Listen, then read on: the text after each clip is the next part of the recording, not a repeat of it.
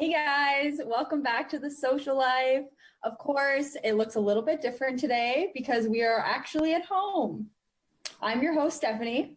I'm your host, Ksenia Schbach, and we are still going to be taking you through all things trending, whether it's from entertainment, sports, social media, you name it.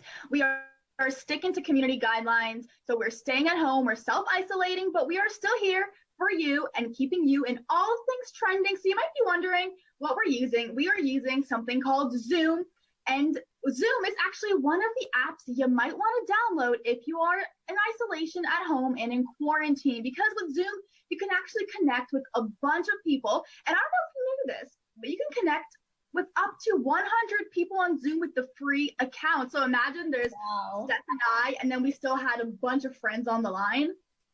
That's so fun. We should have done that. We should have had a Zoom party. I know, we should have surprised everybody. Hey guys, you're on social life.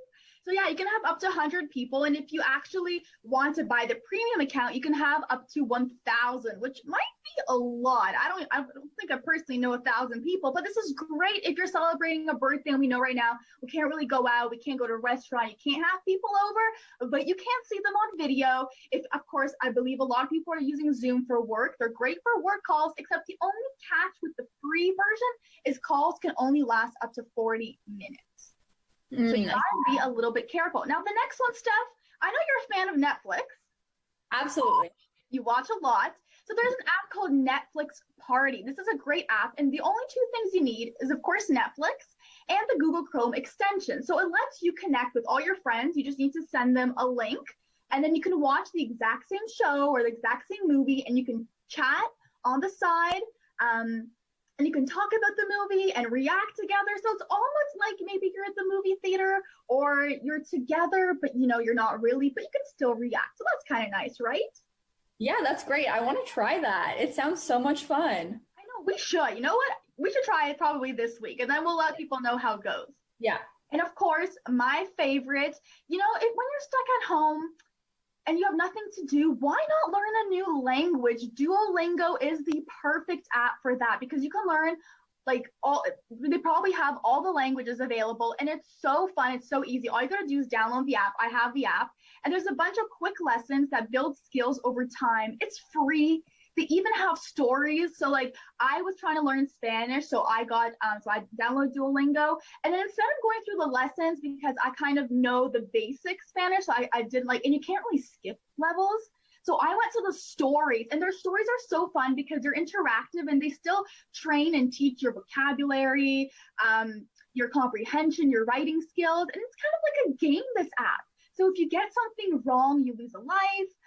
But if you get it right, you get points, and there's a leaderboard. So it's fun. It's like a fun, interactive way to learn. Have you tried Duolingo? I haven't, but I really want to get it. I really want to get the Spanish one and the Portuguese one because I speak both languages. But before I go on trips and stuff like that, it's always nice to brush up. That way, when I get there, I can speak to my family and friends and people in restaurants. Exactly. And it's available on both iPhone and Android. So I'm sure a bunch of people can download it. Now, I know a lot of people are into fitness, and right now all the gyms are closed and a lot of people are working out at home, but there's an app called Strava. Now, I'm not sure if you've heard of it, but this is the perfect app for runners or anybody that likes to go outside for a jog or a walk. So basically, you download this app and you kind of run your route, and then you can share this route with your friends and your family, and that way they can try your route. Of course, you're not running at the same time, right? Because we're isolating, but you can share this route with them. So if they want to try it, it's a good way to challenge your friends and challenge yourself, because your friends can reply and be like, oh my gosh, I saw you reach this goal, or you ran 5 minutes more, or you went to this, you did this really good thing, and it encourages you to continue running, to continue exercising. It's a fun way to motivate yourself and your friends. So if you are a fitness person, this is for you. And the last one I want to talk about is House Party. House Party is a really fun app. I used it recently with my friends. You can only have up to 8 people in a room, which is fine, but it's another way to communicate with friends. And there's also game options. So you can play Heads Up, that game that Ellen really talks about, where you can see or reenact different things. So those are some 5 apps that you can download while you're in quarantine. Wow, we definitely have to try Netflix Party and House Party very soon. I'm really excited. Maybe this weekend we can plan something. All right. But guys, you know, the reason we're all in quarantine right now, of course, is COVID-19, the coronavirus. And it's all over the news, all over social media, all anyone can talk about. But, you know, what we have to keep in mind is that there's a lot of fake news and a lot of coronavirus myths out there. So the WHO actually released a bunch of graphics to set the record straight. That way we're all properly informed. So let's take a look at some of these myths right now. Okay, I'm excited. Here's the first one. So you probably heard about this one, is exposing yourself to the sun or high temperatures over 25 degrees can kill the virus or help prevent the virus. Oh, yes, I have heard this. I've heard that if you have a certain percentage of humidity, it can kill the virus. Well, this is actually not true. Okay. Obviously, as we know, there are cases in hot tropical countries like Cuba, like Mexico, like Jamaica. They all have cases. And although maybe some travelers brought it over to them, the disease still thrives over there.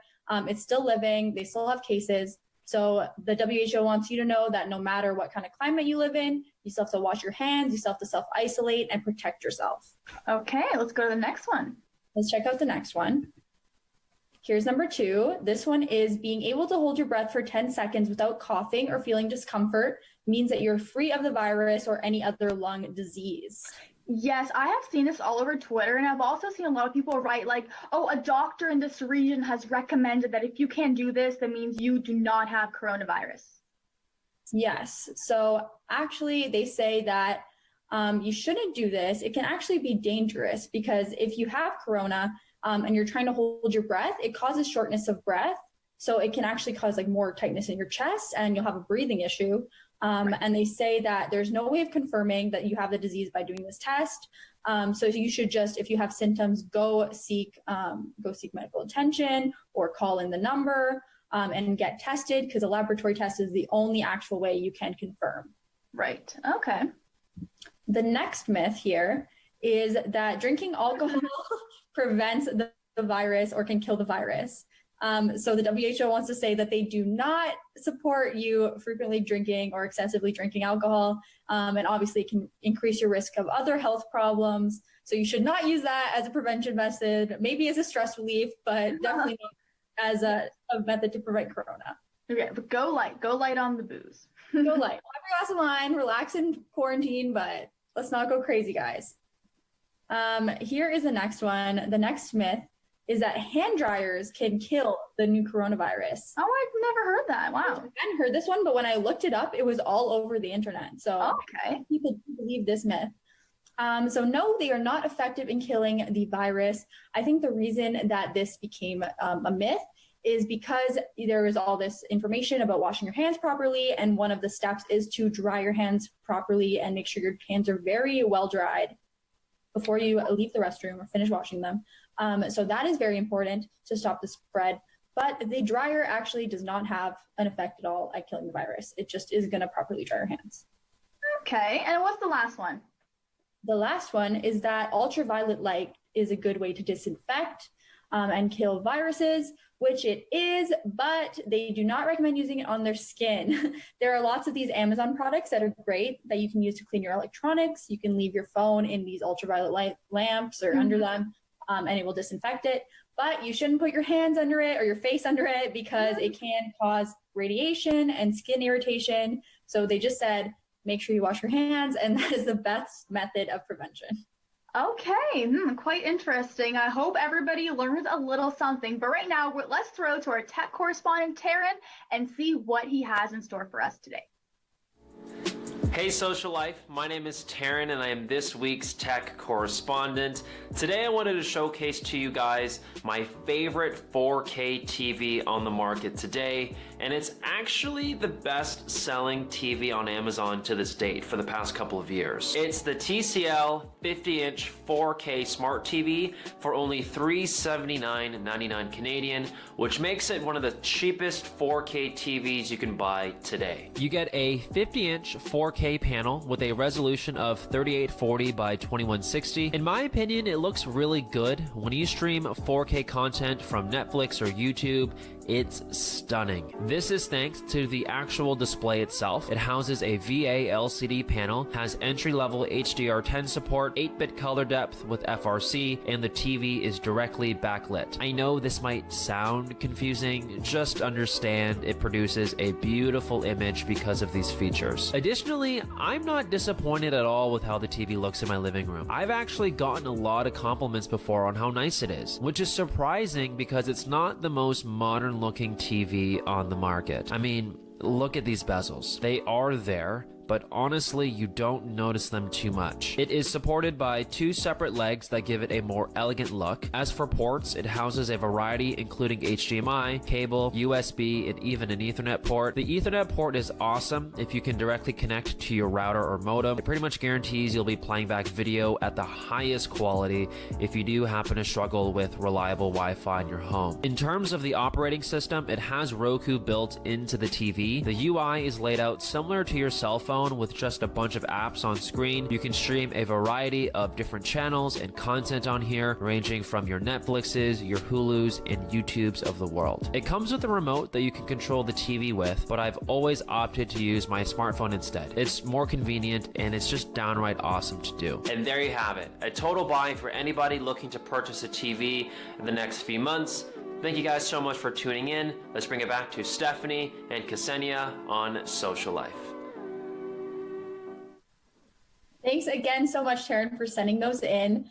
That is a great TV. Oh my goodness. We actually just bought a brand new 4K TV because our TV was very old. But that one seems like it has a lot more features. So it's very cool TV. Yeah, you know what? You know who we see constantly on TV? Speaking of TV, yes, is our sixth god, Drake. And recently, Drake actually finally showed the world the picture of his gorgeous son, Adonis Graham. So I'm going to show you the picture right now. There they are together. There's Drake and his son. And he shared a heartfelt message on Instagram, basically just saying how he loves and he misses his family so much. And, you know, these are tough times, so he can't see his son. But he's waiting until the day that they can be reunited. And until then, he says, please keep your lights on, stay at home. And of course, he also shared a picture with the mother. That's the mother, Sophie Brousseau. Drake and the mother, we do know they are not together, but they are, you know, this is their son. Look how gorgeous he is. Right? Very beautiful family. But my first reaction to seeing this photo was, oh my gosh, how are they related? Right? A lot of people are asking that question. How are they related? Is he the father? He has blonde hair, blue eyes, fair skin. Well, you know what? This is Drake's mother, which is Adonis's grandmother. Do you see the resemblance? Yes. Oh my gosh. Okay. Now this makes so much sense. I understand now.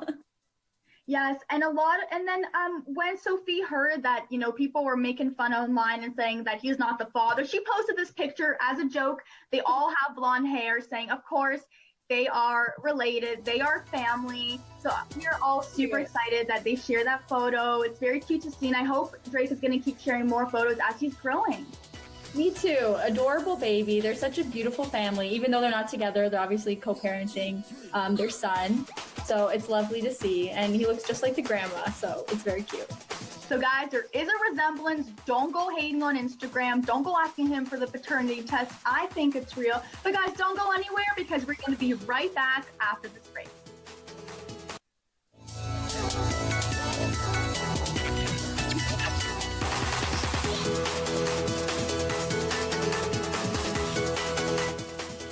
Welcome back to the Social Life right here on Rogers TV. We had the chance to Zoom call Samantha Ettus to discuss balancing work life while being in isolation. So let's take a look. We have Samantha Ettus joining us on Zoom from her home today. She is a best-selling author and the founder and CEO of Park Place Payments. We're going to be talking all about how to make the most of our time at home. Everyone's working from home, so we're going to get your amazing tips. Hi, Sam. Thanks so much for joining us today. Hi, it's great to be here. So now that most people are home and they're not really commuting to work, they have so much free time. So how do people make the most out of their day? I don't know if I would call it free time, but it's definitely a different kind of time. So people are home and they're working from home, but it's really like they're working during a pandemic because their anxiety levels are higher. Often they're working side by side with kids or pets or partners or boyfriends or spouses that they didn't, expect to be working right next to. And so it's a big adjustment for a lot of people. And then other people are working alone, and that can be really lonely. So, everyone, regardless of their circumstances, is adjusting to a lot of change. Yeah, definitely. And so for those people that are working with family members, kids, you name it around them and are so used to an office environment, how can you stay on task and stay productive at home? So it's all about setting boundaries, which really is most of what sets apart the people who are able to have a good work-life management style and those who are not. So those same techniques that are important before this pandemic hit are actually even more important now. So it's all about deciding what are the hours that you are going to delineate as your work hours. And even if you have a flexible career or a job that's not expecting you to log in from 8 to 5 every day or whatever the hours might be, you have to act as though you are living by a train schedule. Because if you don't, you are going to watch all of your time disappear. There are so many distractions. The doorbell's ringing, the packages are arriving, and it's really easy to spend your entire day doing those things that were not planned. So the more you can plan out your day and say, you know what, from 8 to 11, that's uninterrupted time where I'm really getting a lot done. What are the hours I'm going to require? And then I'm going to work around that. And so you want to be realistic, but you also want to really be strict about your boundaries. Similarly, if you have, other people in the mix at home, you have to share with them, if my door is closed, that means I'm on a work call and I can't be interrupted. Find signals in your home that work for you that people can respect, but it requires a lot of communication. So if you aren't living alone, you really need to communicate what are your needs, what are mine, and here's what I need to keep being successful in my career. I'm also a really big fan of routines. So, a lot of your old routines are out the window. So it's time to create some new ones, whether it's your morning latte or a little walk in the neighborhood or reading the paper, whatever it is that's going to delineate, okay, this is a different part of my day. For me, I am, making sure that I look, good enough for my Zoom calls. Zoom wardrobe means, you have to have a cute top on top, and maybe you're wearing sweatpants on the bottom. No one needs to know, but you want to not be in your pajamas all day. So I think it's important, I still take my shower at the same time every day as I used to, put on a little bit of makeup and get ready for the day. And I think it's important to dress for the day you want to have, even if you're at home. And we have so many people at home with us, like we were talking about before. How important is it to define a workspace for the day and have that place that you go to? Great question. So that's something I should have mentioned, which is that you have to invest in your workspace. And I don't just mean investing money, but decide what your budget is. Okay. Maybe it's $200. You can actually find great desks on like Walmart.com or other websites right now. There's amazing sales for a little bit of home office furniture. And it's really important to invest in that, invest in a little bit of lighting, because you are going to probably have a lot of video calls, and it's really cheap to buy a ring light or another even smaller thing that will adjust the lighting in your home. So whether you are a TV personality or not, you still need to make sure that your lighting is in decent shape for your video calls. By the way, after this is over, work is going to change and adjust. So I think that a lot of workplaces are going to be having their employees work from home more. And even if they're not doing it full time, they're going to have a couple days a week where it's optional from home. So might as well invest in a space in your home that is good for you to work from home. It also changes, as we were discussing before, what your work wardrobe is. So you are going to need more tops, less dresses. It changes everything. And it's the new normal, but the more we can just accept that this is how it's going to be for a while, the easier it is. Yeah, I totally agree. Sometimes, like if I'm in my room, I don't feel as productive, but when I set aside a room in my house where I'm going to work, I find that I do get more things done. So it's actually definitely, it's a very important tip and very helpful. Yeah. I mean, one of the hardest things about working from home when you're not used to it is that there can be no delineation between your personal and your professional life. And so in my house, no matter what's going on, we have a walk or a bike ride together at 3:30 every single day. I have 3 kids at home. I have a husband working full time. I'm working full time. And so no matter what we're all doing at 3:30 every day, we have a 45-minute walk or bike ride. And then I go back to work for an hour or two before I start with dinner. My husband and I have a very set schedule on who's in charge of each meal every day so that the burden is not all falling on me. And so we have a very regimented schedule in our house because that's the only way it can continue to work. But I really believe that if I was living alone, I would do something similar, which is I would have my workout time every day. I would have my time that's more my social time where I can talk to friends. I think that's really important. Yeah, I know right now it's a crazy time and we're all adjusting. So thank you so much for taking time out of your day to join us and share some of your tips. My pleasure. Thank you both. Take care now. Stay safe. Thanks so much, Samantha, for sharing your tips once again. And of course, on social life, we can't have social life without The Bachelor. We love The Bachelor here, right, Steph? Yes, we love The Bachelor. So on March 11th, The Bachelor unfortunately came to an end. It was the season finale. So we're going to quickly recap it for you because that brings us positivity. We love to talk about it, so we hope you'll enjoy this too. So we were left with 2 girls, Hannah Ann and Madison. So it started off with the girls visiting Peter's parents for the first time. So Mom Barb loved Hannah Ann. What did you think of Barb? Barb is a big character. I think she's reality TV gold, and they really just won with her this season, the producers. Yeah, so the mom, she loved Hannah Ann. She told Peter, this one is for you, because Hannah Ann did admit that she was in love with Peter. Whereas Madison, the mom, was a little bit more cautious, and you could really tell that she didn't. She was like, nah, honey, you got to go for Hannah Ann, because Madison didn't tell Peter that she was in love with him. And of course, they had this whole issue where about, having sex, and whether that in the fantasy suites, that was kind of a big thing for them. So they did butt heads. And of course, they had the opportunity to spend a full day together. So Madison and Peter spent a day together, but that was kind of the end, the last straw for Madison, because she told Peter, you know what, we are so different. I have to go home. Did you think that would happen? I was pretty surprised. Honestly, I knew you could see watching the season how Maddie was kind of dealing with the whole intimacy thing. And it was really bothering her because that's something that's a big value of hers that she takes very seriously. But I really thought they could pull it together after the meeting the parents.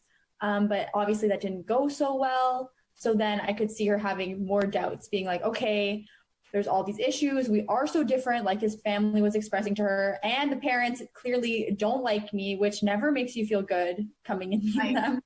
Fair. So, yeah. Fair. So then, of course, we were only left with Hannah Ann. And I'm not sure why Peter went through with it, but he went through with the engagement. He got down on one knee. He asked her if she would love, to become his fiancée and his wife. And of course, she said yes. But things didn't quite go as smooth. Surprise, surprise. I don't know if this is a shock or not, but Peter ended off the engagement. He broke it off. Madison went back, as per Chris Harrison. He told Madison, they ended off their engagement. She went back to see Peter. They decided to try things out, but unfortunately, they have split and have gone different ways. I don't know. We kind of expected this probably. I definitely expected it. I didn't think that Hannah and Peter were going to last, Hannah Ann, because of the fact that he was in love with Maddie, and he picked her kind of as a consolation prize. And then I didn't think that Maddie and Peter were going to last because of the whole family thing. You could tell there was so much hostility, and the producers probably made her come on or, set it up. So I did not think that was going to last. Probably. And now there's talks that Peter and Kelly are together. They've been seen a lot together, and I think you have more on that story. Yes, that's right. Peter and Kelly have been seen together. And this comes after actually his ex, Hannah Brown, was seen with Tyler Cameron. They actually made a joint TikTok account. Okay. Let's take a look at some of the TikToks they made. You can do everything I do, you'll get this money. Right there. Okay, you ready?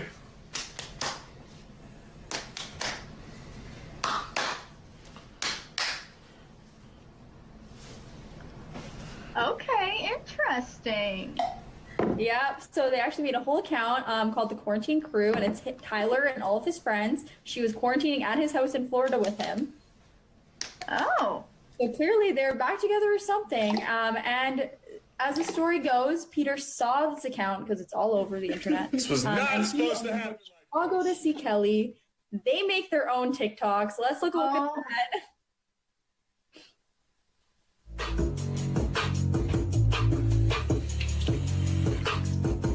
Oh, this is Hannah. This is Hannah and Tyler. I just flipped the switch. This is another Hannah and I Tyler. don't know nobody else. Let's take a look at Peter and Kelly's TikTok. I am on and ready to work. Let me know if you need anything. Here for you. Haha. Stay safe. That is a great TikTok about working from home, but that's not the one. Anyways, guys, technical difficulties. But Peter and Kelly make their own TikToks and post online, and Peter's getting all this hate for copying Hannah and saying that Hannah won the breakup. Okay, interesting. I didn't know that there's a little bit of TikTok war going on between the Bachelor stars. For me, what surprised me the most is that Peter was kind of quarantined with Kelly, but that'll be for a whole other conversation. Yeah, exactly. That is pretty shocking. And we have Barb actually commenting on Kelly's Instagram pictures too, saying that they should go shopping together. So clearly Barb approves, and Barb is the person who dictates Peter's love life. Interesting. Okay, well, thanks so much for sharing. Unfortunately, time is up and we have to go. Thanks so much for watching The Social Life right here on Rogers TV. I'm your host, Ksenia Shpak. And I'm Stephanie Lorero. Have a great day, everybody. Stay safe.